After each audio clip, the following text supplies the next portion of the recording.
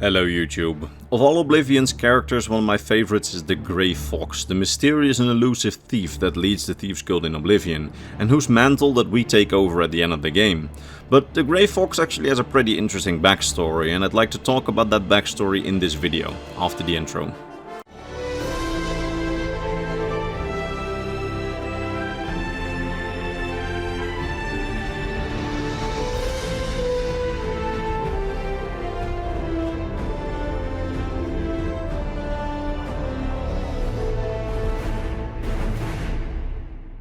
So, the Grey Fox, a legendary master thief who steals from the rich and is a scourge to the Imperial Watch. He's been an elusive thief for hundreds of years, with no one discovering his identity all this time, and nobody able to catch him. Now, first of all, the Grey Fox, as anyone who played the Thieves Guild questline knows, is not a singular person, as the Grey Fox is an identity and a role, played by many different people spanning hundreds of years of Tamriel's history. Although by the people of Tamriel it's commonly thought that the Grey Fox is a single long-lived individual. However, like I said, we the audience know that that's not the case. Instead, the identity known as the Grey Fox is passed to a successor when the previous Grey Fox deems the time to be right. There can be many different reasons to pass this burden and title on, but examples could be age or lack of mental strength or lack of physical strength. Now, the most striking thing about the Grey Fox is the Grey Cowl of Nocturnal, the mask worn by all the Grey Foxes as a sort of badge of office.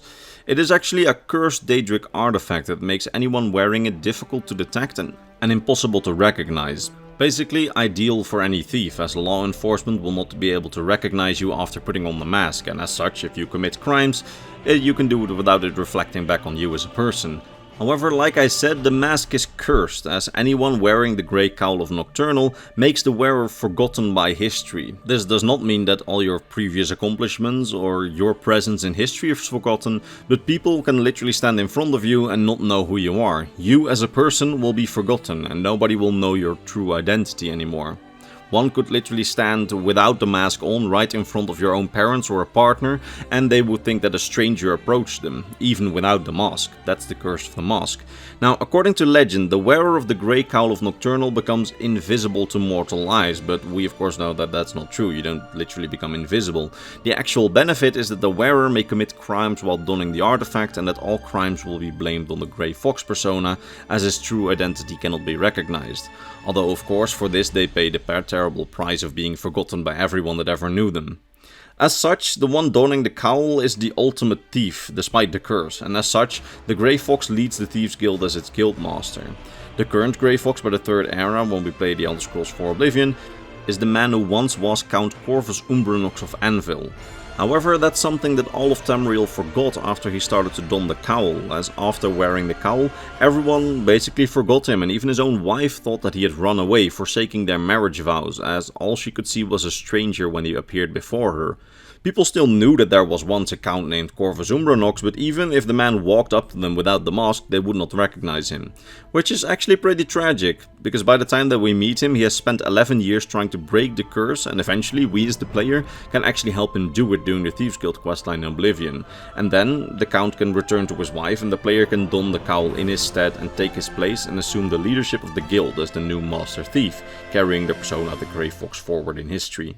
But with the curse on the mask broken, it becomes solely a positive artifact for any thief, as they can now don the mask and assume the persona of the Grey Fox, without being forgotten by everyone once they take the mask off. Now, the curse was broken by using an Elder Scroll, as we see in the end of the Thieves Guild questline after we've stolen an Elder Scroll, and in order to need an Elder Scroll, that curse must be pretty strong, and it is a very strong curse, as it said that the Daedric Prince Nocturnal actually placed the curse on the cowl herself. Because you see, the interesting thing is that this mask did not seem to have started out cursed, because the Grey Cowl of Nocturnal is thought to have once been in possession by the Daedric Prince Nocturnal herself, as the name suggests. Now, Nocturnal is revered as the Mistress of Shadow, Daedric Prince of Night, Shadows and Mystery, Patron of Thieves. It's said that she once created this artifact and kept it in her plane of oblivion. However, at some point, according to the book Purloined Shadows, the artifact was stolen from Nocturnal by two thieves. These two thieves, who had learned of the incredible abilities of the mask, planned to steal the mask from Nocturnal's realm. However, a Daedric prince is not easily fooled, and so one of the two thieves decided that in order to steal the mask, a change in the plan was needed. One of the two thieves, the older one according to the story, decided to sacrifice his younger accomplice. He made it so that during the ritual they used to enter Nocturnal's realm, that Nocturnal was made aware of the younger thief's entrance, meaning that Nocturnal would focus her gaze on the younger thief and deal with him most painfully, while the other, older thief entered undetected and secretly stole the mask before Nocturnal was able to notice. Nocturnal was enraged by this ploy and decided to punish the older thief who had been able to steal the Grey Cowl of Nocturnal, by cursing the mask soon after he left the realm with the mask. We don't know how accurate this story truly is, nor do we know the names of the two thieves officially, but it's the one legend that we have about the mask's origins and basically the only story we have, so for now I decide to believe it. And it's often believed that the older of the two thieves, the man who took the mask from Nocturnal's realm, was a man named Emmer Darraloth, who was the only recorded person in history to have ever held the cowl before the curse was broken, of course, and who vanished somehow very shortly after he obtained the mask, with many believing that he died very closely after obtaining the mask, after which an unknown and mysterious guildmaster took his place in the Thieves' Guild. So while it's never explicitly stated, it seems that Emmer Darraloth may have been the older thief and that his guildmates saw that he had the mask. They recorded in history that he had the mask, but then Nocturnal found out that the mask was stolen and she cursed the mask, meaning that from that point on, while people remember Darraloth at one point having the mask, they just completely forgot who he was and no longer recognized him because of the curse, meaning that Darraloth likely continued leading the guild even though his identity was lost due to Nocturnal's curse and people just came to know him as a new mysterious guildmaster. Now, we know that after Darraloth there have been several unnamed Grey Foxes between him and Count Corvus Umbranox, but due to the curse there's little to no information of the true identities of these Grey Foxes. However, since it was around 300 years between Emmer being the Grey Fox and Count Corvus Umbranox holding the position of Guildmaster and Grey Fox, there could have been any number of wearers in between. All that we know is that since the mask's original emergence, the Grey Fox as a persona has been a constant presence in Cyrodiil. Now, if we believe Creation Club content, which was originally commissioned by Bethesda themselves and included in official releases, so it's worth a mention, then in the 4th era the cowl somehow made it to Skyrim, where it ended up in the hands of a Nord named Pjolfur Iceblade. He chose to leave his legacy behind for personal greed and instead of becoming the new head of his Nordic clan, he became the Grey Fox.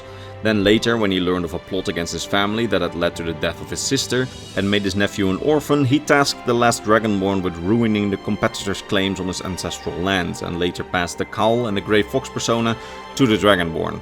This, however, is part of a Creation Club content pack and, therefore the canonicity is kinda dubious, and even if it is canon, I don't really expect it to ever be referenced again, but was worth a mention. Now, we can only really speculate about the fate of the Grey Fox and the artifact that represents the persona in the 4th era, but if Creation Club content is to be believed, then the last known wearer may or may not have been the last Dragonborn, depending on whether they chose to use the artifact in the game or not. If they did, then the Grey Fox may be active in Skyrim, and if not, the item might be anywhere, worn by another. It may even have been returned to Nocturnal. Now, if we choose not to believe the Creation Club content, then the Grey Fox may be still active in Cyrodiil. Now, depending on how Bethesda wants to handle it, we will see what happened to the mask. Although what we can say with some certainty is that the Grey Fox has not been forgotten and is considered to be a legendary figure among thieves. I mean, the fact that we even have a Grey Fox bust in Skyrim should say enough. And that's about all I can say about the Grey Fox, and I sincerely hope that I managed to teach you something new about the Elder Scrolls universe today, and if I did, why not give the video a like, as that's how the YouTube algorithm decides what content is worthy and what content is not worthy. Also, you might check out some of my other content on Oblivion Remastered, it's pretty good. Also a link to the playlist in the description, and at the end screen. And with that said, it's time to thank my top Patreon supporters, Mr. Bernardo Binda, Gabriel Binda, King Chris 20, Steve G, Volcure of Argonia, RB Dash, His Soul, Lexicon, Ranger, Komodo, Rakai, and Sword of Bushido. It's thanks to these people and all the others on screen, so my YouTube members and my Patreon subscribers, that this channel stays afloat, and for that I am very grateful. That said, I will see all of you in the next lore video. Bye bye.